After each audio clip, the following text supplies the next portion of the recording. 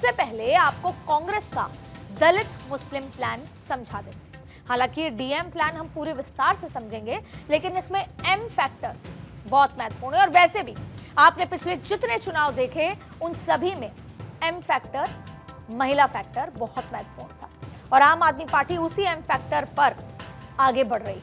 लेकिन कांग्रेस का M factor महिला के साथ साथ मुस्लिम भी है। अब देखिए इस डीएम प्लान ये क्या है। इस डीएम प्लान के सहारे कांग्रेस दिल्ली में आपको आउट करके खुद को इन करना चाहती है। मैंने कांग्रेस के कुछ लोगों से बात की तो उनका मिजाज साफ समझ में आया कि कांग्रेस के कुछ नेता दबी जबान में ये मानने लग गए हैं। और दबी जबान क्यों? बंद कमरे में तो इस पर विस्तार से चर्चा हुई है कि जब तक दिल्ली में आप वर्सेस बीजेपी की लड़ाई है तब तक कांग्रेस का कुछ नहीं हो सकता। या फिर उसको दूसरे तरीके से समझते हैं, जब तक ये लड़ाई त्रिकोणीय रहेगी कांग्रेस बहुत छोटे हिसाब से रहेगी। जब ये लड़ाई बीजेपी वर्सेस कांग्रेस होगी बात तब बनेगी। तो अब इस त्रिकोणीय मुकाबले में आम आदमी पार्टी को दरकिनार करना ही इस चुनाव का कांग्रेस का उद्देश्य बन गया है।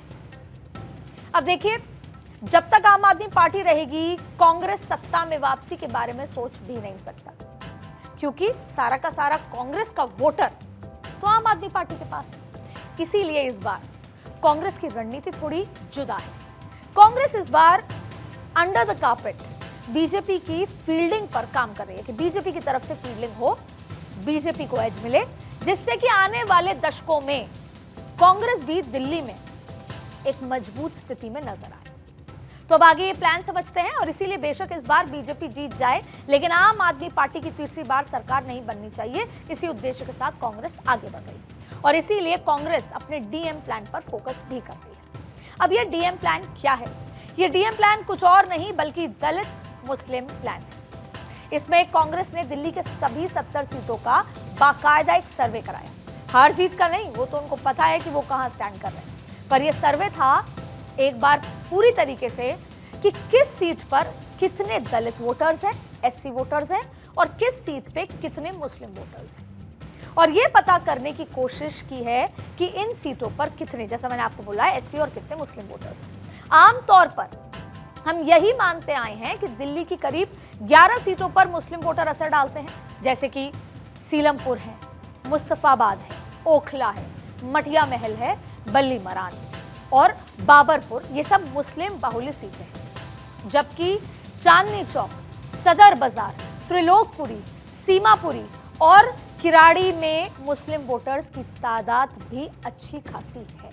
लेकिन कांग्रेस ने सर्वे करके ये पता करने की कोशिश की है कि आखिर इन वोटर्स की संख्या कितनी है और इस सर्वे के मुताबिक आदर्श नगर में 8.2% मुस्लिम है, फिर 17.61% एससी वोटर्स, फिर बादली का जिक्र करते हैं, बादली में 12.6% मुस्लिम्स हैं तो 19.03% एससी वोटर है, बवाना में 7.8% मुस्लिम्स हैं तो 21.06% एससी, सदर बाजार में 29.7% मुस्लिम हैं और 18.41% एससी वोटर्स हैं, मटिया महल 60% मुस्लिम और 12.51 लगभग 13% के आसपास एससी वोटर है, फिर बल्ली मरान में 49.8% मुस्लिम और एससी वोटर है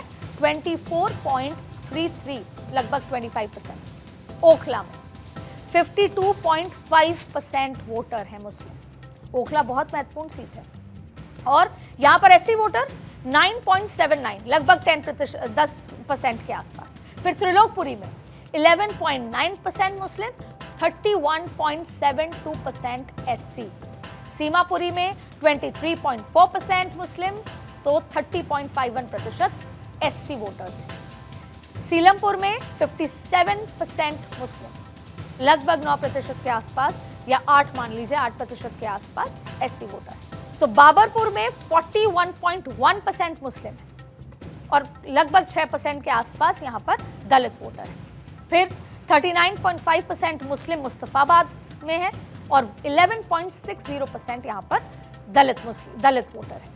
तो ये लबोलुबाब समझने के पीछे क्या रणनीति है वो भी आपको बताएंगे।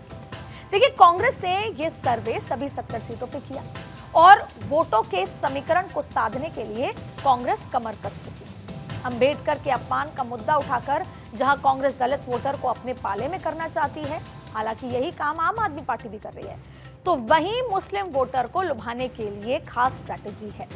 अब मेरे जानकार सूत्रों के मुताबिक कांग्रेस माइक्रो मैनेजमेंट के जरिए घर घर जाकर, क्या कैसे, ठीक वैसे ही जैसे महाराष्ट्र में बीजेपी ने एससी वोटर्स को साधने का काम किया, उस माइक्रो मैनेजमेंट के लिहाज से घर घर जाकर मुस्लिम वोटर को अपने पाले में लाने की कोशिश में जुट चुकी है।